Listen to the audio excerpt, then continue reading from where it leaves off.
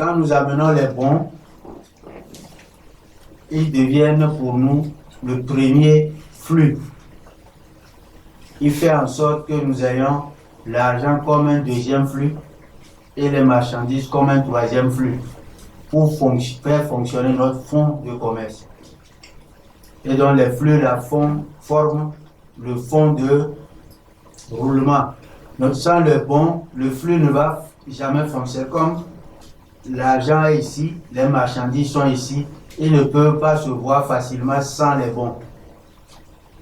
C'est-à-dire que nous venons mettre les bons comme une dynamique, une eau dans laquelle les biens ici qui attendent l'argent et l'argent qui attend les eaux puissent rapidement se...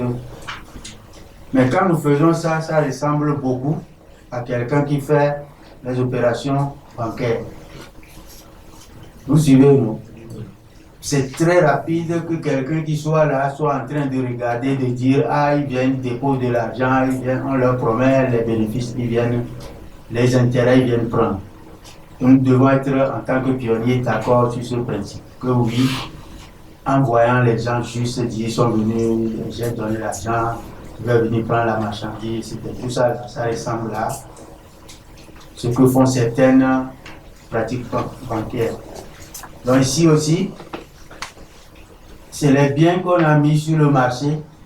En fait, c'est comme si je viens avec les bons, les gens viennent dépenser, mais moi je viens, je prends les choses sans dépenser, sans payer l'argent. Est-ce que c'est légal, c'est normal de venir acheter les choses avec autre chose que l'argent légal du pays?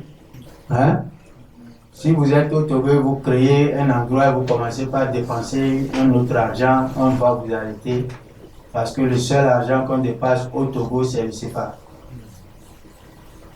Vous ne savez pas qu'il y a cette loi? Voilà, c'est très important, c'est pourquoi je vous ai dit, nous sommes aux frontières de la monnaie, aux frontières de la finance. Est-ce que nous avons l'autorisation, le droit de faire ça? Non. Nous n'avons pas le droit. C'est pourquoi si nous devons faire ça et qu'on n'avait pas le droit, il n'y a rien sur lequel nous fondons.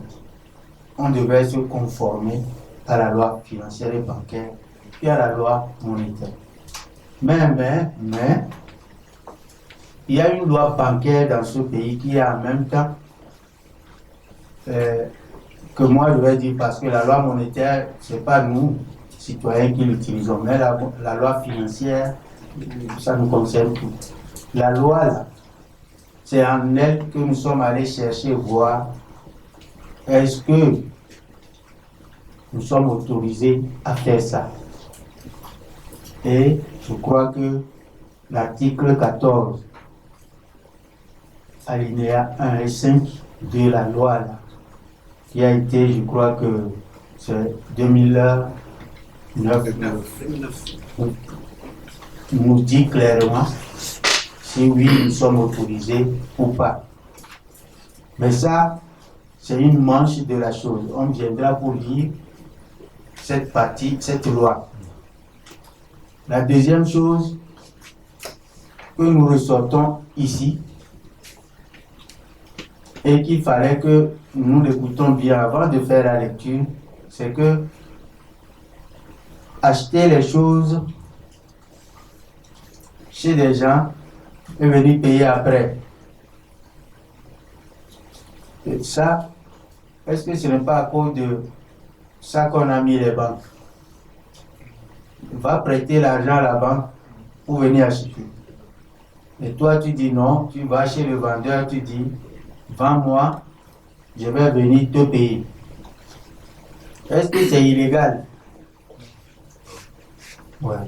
Là aussi, si vous dites non sans vous appuyer sur la loi, vous n'êtes pas celui qui crée la loi.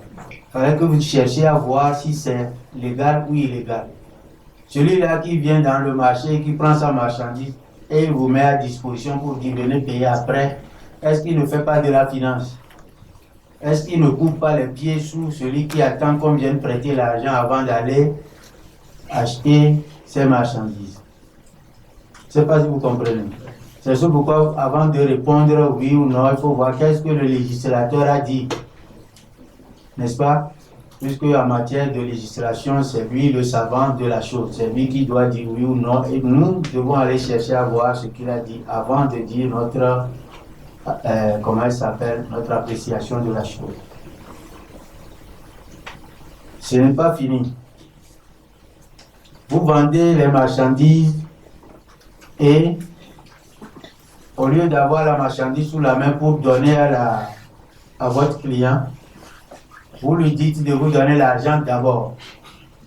Et vous dites que dans 2 mois, il n'a qu'à venir prendre la marchandise. Vous suivez ça? Donc ça veut dire qu'il vous fait le crédit, vous faites le commerce, après vous lui donnez le marchand. Mais ça s'appelle avance de... Même chez l'État, on prend avance de démarrage. Vous voyez ce que les marchands ils sont. Il a peut-être un peu d'argent, mais l'argument c'est solide. Si je m'avais acheté, tu ne viens pas prendre. Donc donne-moi l'argent là d'avance. Une partie, etc. Est-ce que c'est autorisé qu'il fasse ça? Prendre l'argent en avance chez les gens. Ça, c'est les banques qui font ça. La banque dit, déposez votre argent chez moi. Dans 3 mois, je vais mettre quelque chose sur ça pour vous. Et c'est eux qui ont le droit de le faire. Donc, je dis ce que nous disons là. C'est clair que même le marché est à la frontière des lois de la banque et de la monnaie. Mais est-ce que les acteurs du marché cherchent à savoir ce qu'ils font? Mais ça passe comme s'il n'y avait rien. Mais s'il y a quelque chose, c'est là que vous verrez que s'il n'y a pas avocat, il ne sortira pas devant le juge. Vous suivez, non? Parce que tout est sous la loi millimétrée.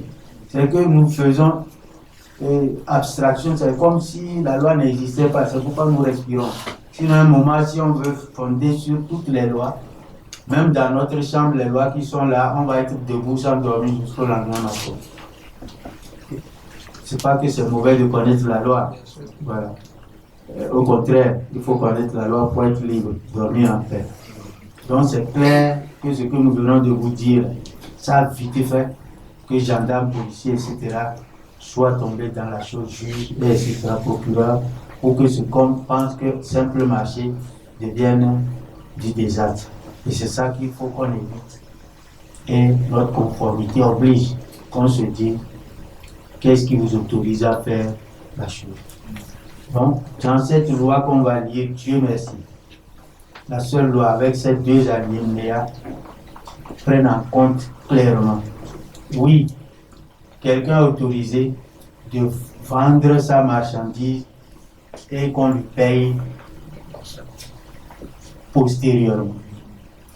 Oui, quelqu'un est autorisé de vendre sa marchandise en collectant de l'argent d'abord chez le client. Oui, quelqu'un est autorisé à vendre sa marchandise contre des bons, à condition que ces bons-là achètent les produits chez lui uniquement. Il ne va pas donner les bons et puis on va aller dépenser ça chez les... Ça, c'est l'argent qu'il aura créé pour le con qui pense que quelqu'un d'autre va le prendre. Sinon, si c'est que reviens dans ma boutique avec ce papier, tu prends la valeur de bien qui est écrit sur ça. Ça, on dit que, est-ce que c'est autorisé? C'est oui. Cet article que nous avons, peut-être si vous l'avez déjà trouvé. La loi 2009-019 du 7-09-2009 portant réglementation bancaire en son article 14, alinéa 1 et 5. Je cite, une entreprise, quelle que soit sa nature, peut, dans l'exercice de son activité professionnelle, consentir à ses contractants des délais ou avances de paiement. Une entreprise, quelle que soit sa nature, peut émettre des bons et cartes délivrées pour l'achat auprès d'elle d'un bien ou d'un service déterminé. Merci. Je crois que comme l'article est cité,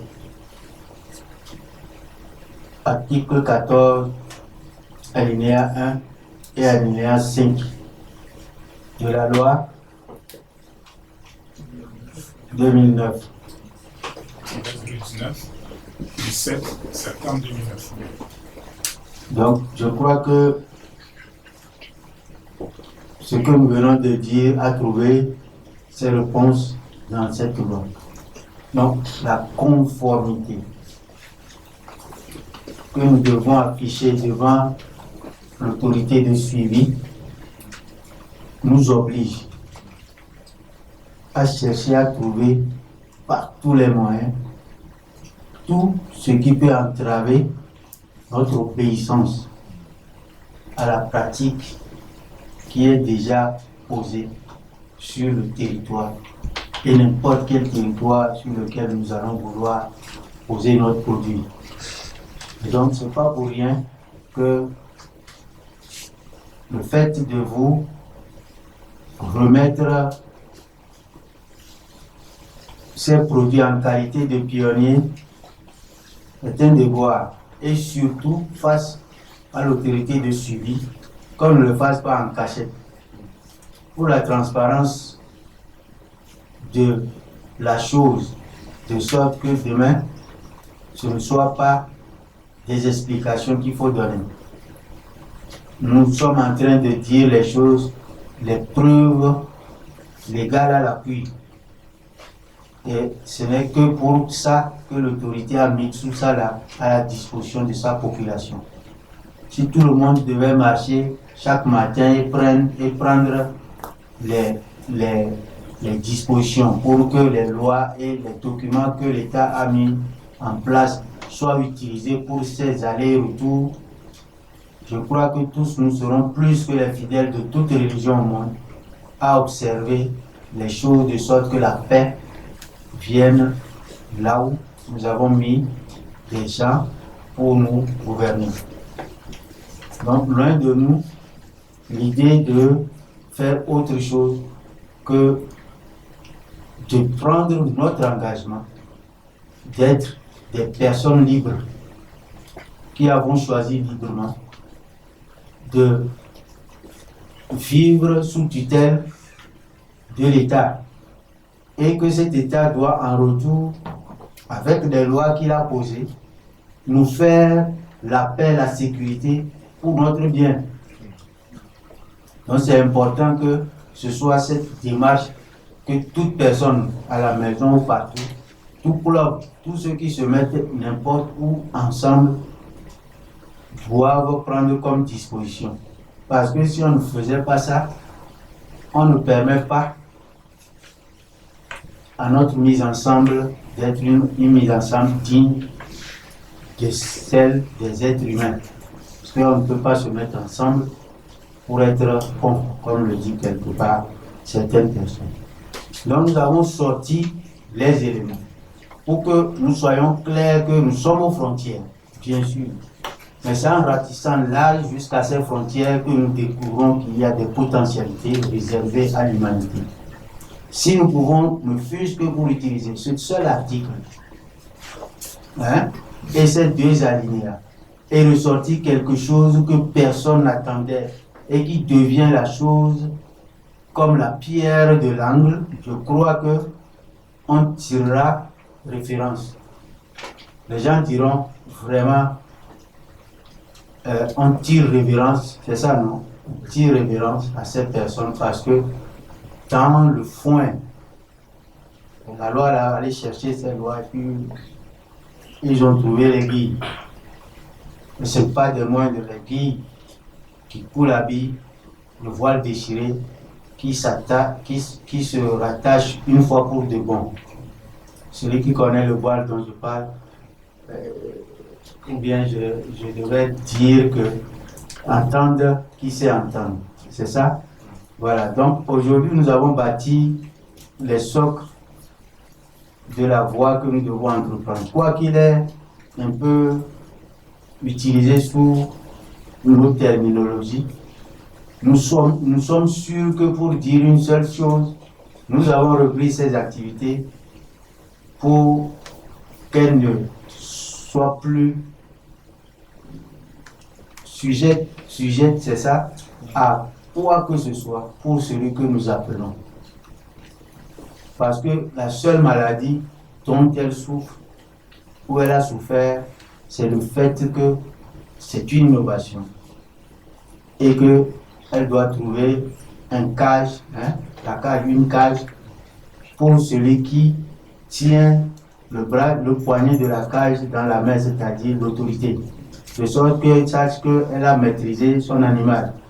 Donc nous venons comme ça pour notre propre salut. Si nous sommes capables d'apporter quelque chose de nouveau, voici nous sommes dans la cage. Et on ne vous permet pas que vous preniez cette position d'être la duplication de l'initiateur, possesseur du droit de mettre à la disposition de toute la population ce bien pour que vous oubliez que vous êtes dans la cage et vous allez vous présenter à l'autorité pour qu'il soit capable de vous faire prospérer si un temps soit peu ce que vous dites mérite prospérité, n'est-ce pas? Voilà. Donc, les bons, pour finir avec tout ça, je dis que nous n'allons pas nous mettre à faire leurs définitions et les explications. Mais c'est pour vous dire que quand vous prenez le terminal d'échange, il sort sur deux voies. Soit ce que nous venons de dire, soit vous faites le réapprovisionnement, et là vous viendrez prendre les biens qui sont de BRGCSE. Comme ça, c'est des grandes consommations support commun. C'est-à-dire que le support là, les supports là, ils sont de deux sortes. Support privé, support commun. Quand tu amènes ta marchandise propre à toi, on affecte à ces marchandises-là le support propriétaire, préfinancé. Quand c'est la plateforme qui, comme celui qui a le désendettement, il a acheté pour transformer, produire ou transformer, c'est ça, ou pour revendre, ça devient GCSE. Donc ce qui veut dire que quand tu vas faire le réapprovisionnement, dans tous les cas, tu vas réacheter les biens du GCSE, les biens de la production commune. Mais quand tu prends la voie de ressortir l'argent, c'est que tu as abandonné le bien produit et service que ton argent devait prendre sur la plateforme à la plateforme. Quitte à elle de le revendre pour remplacer l'argent que tu vas prendre.